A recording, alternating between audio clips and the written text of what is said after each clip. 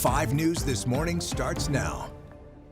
Well, coming up, new details on an Arkansas prison report into the escape of Grant Hardin. How the convicted killer shared step-by-step details with investigators. Plus, we got another hot day ahead. Full details coming up. Plus, University of Arkansas students head back to class this morning. We're taking a look at the economic impact another school year has on the city of Fayetteville. But first, a live look outside in Poto at 6:30. Look at that sunrise. Unreal. Good morning to you there. Thanks for waking up with us. A sunrise like that will put you in a good mood, even though it's going to be a scorcher out there today. Oh yeah, good thing we have that sunrise just because it's a beautiful start to the day. Just wish those temperatures would stay as they are right now, because it's going to be quite hot this afternoon. So we do have some heat alerts to get to for today, and you can see it's a heat advisory and an extreme heat warning, and this includes a large portion of both Northwest Arkansas and the River Valley in terms of these alerts. But the extreme heat warning is just for 2 of our counties, or at least parts of our 2 counties here to the south and east. So regardless of where you're at today, protect yourself from the heat. It is going to be pretty hot today. Here's a look at those temperatures that I wish would stick around throughout the remainder of today. 76 right now in Bentonville with a calm wind, nice sunny skies. So it's a nice start to the morning. Unfortunately, it's just going to get warmer from here. 78 in Fort Smith, feels like 81. Take a look at the temperatures elsewhere around the region, and you can see just ranging anywhere from the lower to upper 70s as we start the day. As the kids head out to school this morning, make sure that they're staying hydrated. Maybe wear some breathable clothing, just because recess and pickup is going to be quite hot today, as you can see, ranging anywhere from the 90s into the triple digits. So protect yourself and your students from the heat today. And then we are going to be talking about even hotter weather today, tomorrow, and then maybe 2 more cold fronts on the way. So that's a look at the details for that. We'll have a look at your traffic up here real quick. And we're going to be starting off with Highway 540 and Rogers Avenue in the River Valley. You can see traffic's picking up this morning. Fortunately, no accidents or anything to report on. Hopefully you have a great commute and a great start to your day. We'll have more on the forecast coming up. All right, thanks for that. Well, new this morning, the University of Arkansas students return to class today, which means parking and some transit challenges they're back to. 5 News reporter Jacob Luthi is giving us a look at what the university is doing to help ease the commute. As students head back to class for the first day of the fall semester, the University of Arkansas says that this is one of the busiest times of year, especially when it comes to parking, because everyone is trying to be on campus at the same time, especially as they try to figure out their new routine. So they're doing what they can to try to ease congestion. The university's parking and transit department says it sells around 10,000 parking permits to students each year, and that doesn't even include faculty and staff. Right now, there are about 14,000 parking spaces available across campus. To help reduce congestion, the university is adding 11,000 transit service hours this year. They're also increasing bus frequencies to lots located farther from campus, hoping to encourage students to take advantage of options they might not have considered before. This is just one example of the lots the university is encouraging students and staff to park in. This is lot 500 off Beechwood Ave in Fayetteville near Bob Walker Stadium. The university says they have increased bus frequency to every 15 minutes. It's about a 10-minute drive from the campus. Drew Watsky with the University Transit says it's important to give yourself extra time the first month of school. Those first couple weeks of school is when we see everyone trying to be on campus at the same time. So what we've been recommending people is just give yourself some breathing room when you're coming to campus during August. There's plenty of stuff to do on campus. You can give yourself a couple hours and go see the newly renovated library, or go get a coffee at Hillco, or anything like that, just so that you're not pressed for time trying to get to class. University Transit and Parking says they're going to have increased personnel at the various lots, hoping to ease traffic, but also to help anybody on their first few days of school get around. In Fayetteville, covering news where you live, Jacob Luthi, 5 News. All right, thank you for that, Jacob. Well, local businesses say they've been feeling the impact of move-in season at the U of A. The owner of Doomsday Coffee says it's not just students keeping them busy, it's all those parents and families into town as well. This is the absolute busiest season of the year for us. The person taking the orders does not get to leave that spot for a long time, so we're super lucky to be able to experience that.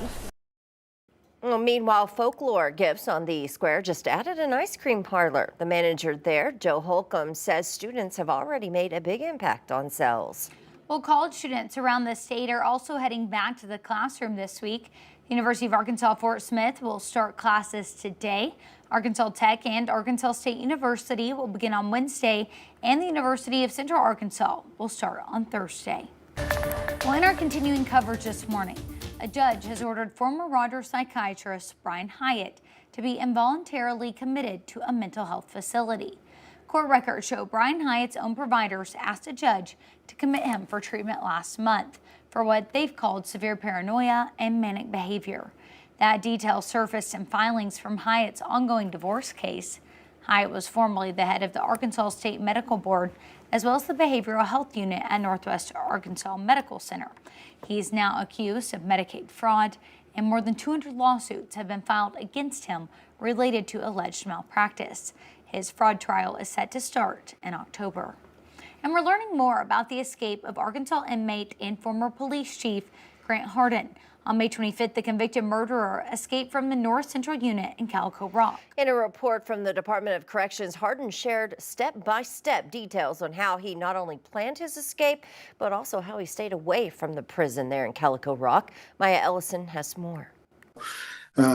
Sure enough, they went in and dogs were able to pick up the scent, and he was apprehended, a short time later. That's Arkansas Department of Corrections Communications Director Rand Champion, describing how escaped prisoner Grant Hardin was captured after nearly 2 weeks on the run. The convicted murderer and rapist walked out of the North Central Unit in Calico Rock unnoticed, an escape he says he planned for 6 months. According to an internal report, Hardin says he took advantage of, quote, lax security while working in the prison kitchen. Officials say staff allowed him out on the back dock unsupervised. At 2:53 p.m., surveillance shows Hardin emerging from a camera blind spot, wearing black dyed clothing, a hat, and pushing a cart. Hardin said he then walked to the Sally Port gate, told the officer to open it, and they did. The report says he then pretended to place something in a vehicle, walked behind a building, crossed the road, and by then he was gone. At 3:08 p.m., kitchen supervisor Justin Duvall noticed Hardin was missing, and by 3:16 p.m., prison officials had been notified. So how did this happen? A critical incident review committee points to a number of, quote, classification issues and notable errors. Hardin's classification level hadn't been reviewed since October of 2019. The review also raised additional concerns, such as who was overseeing the command center at the start of the incident, a documented history of inmates, including Hardin, left unsupervised on the dock, and delays in notifying outside law enforcement agencies of Hardin's disappearance.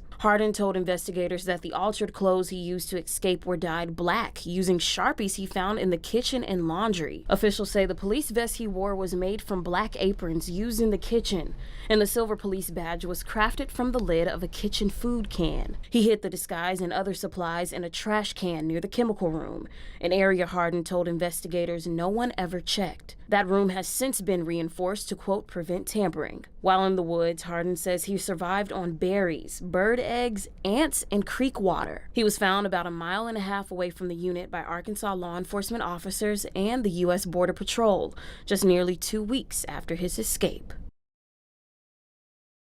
Additional corrective action was also listed in the report, including the removal of all black aprons from the unit. Electric locks have been removed from the walk-through gates where Hardin escaped, and security protocols have also been reinforced with over a dozen staff members that have since been disciplined. Happening today, Arkansas Governor Sarah Sanders is set to headline a major Republican event in South Carolina.